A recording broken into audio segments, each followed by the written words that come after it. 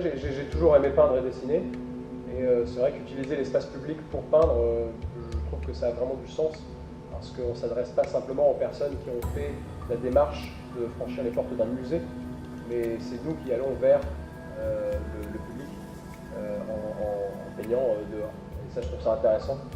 J'aime bien cette démarche. Et puis, j'aime peindre tout court à la base, quoi. Quel que soit le support, j'aime peindre.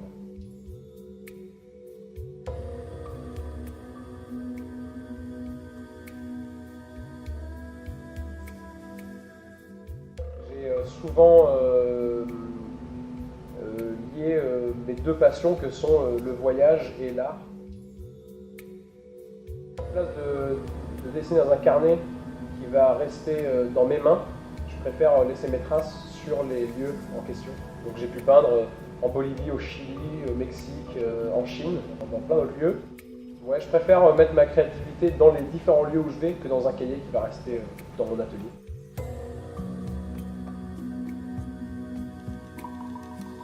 J'ai fait un tour du monde en vélo en 2011 et 2012. Et durant ce tour du monde à vélo, j'ai eu l'occasion de peindre pour la première fois dans des quartiers très défavorisés à travers le monde. Et notamment une fois où j'ai peint en Bolivie parce que mes deux acolytes qui étaient avec moi sont tombés malades. J'ai eu du temps sans prendre le vélo dans la ville de Sucre en Bolivie. Et j'ai profité pour peindre, et notamment peindre dans des quartiers défavorisés, parce que les gens me laissaient peindre librement dans ces quartiers-là. Et c'est quelque chose qui m'a touché parce que je peins de manière spontanée. C'est du freestyle, il n'y a pas avec un croquis de quelque chose que j'ai dessiné à l'avance. J'ai commencé un peu comme ça, et par la suite du voyage, avec le recul que donne le voyage sur les choses, sur le monde et sur nous-mêmes, j'ai eu l'idée de demander aux gens d'exprimer un mot à chaque fois, pour que je peigne un mot que eux ont choisi sur leur habitation, parce que tout simplement ça m'intéresse de savoir ce que des populations qui sont souvent inaudibles en société, ce qu'elles veulent dire, ce qu'elles veulent exprimer et ce qu'elles veulent partager avec nous.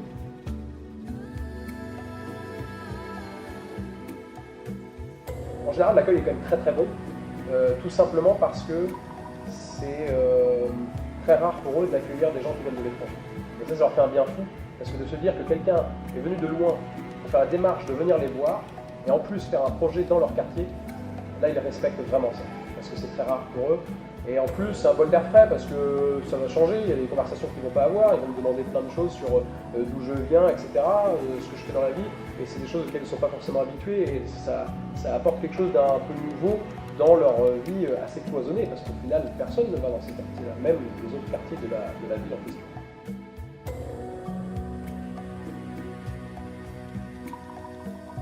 J'intègre notamment des jeunes qui ne sont pas scolarisés et qui donc sont dans la rue tout le temps, toute la journée. Et certains d'entre eux sont particulièrement curieux à l'égard de mon projet et me posent des questions et je les fais participer. Et petit à petit, ça devient un peu mes élèves. Là dernièrement en Ouganda, j'en ai eu deux qui étaient superbes, David et Wesso. Ils m'ont aidé à peindre du début à la fin du mois. Et au bout de 2-3 semaines, ils commençaient vraiment à être rodés. Ils m'ont surpris par leur maîtrise et leur capacité à apprendre en peu de temps. J'avais repéré dès les premiers jours que ces deux-là, par les questions qu'ils posaient, par leur façon d'observer, ça allait être des bons élèves.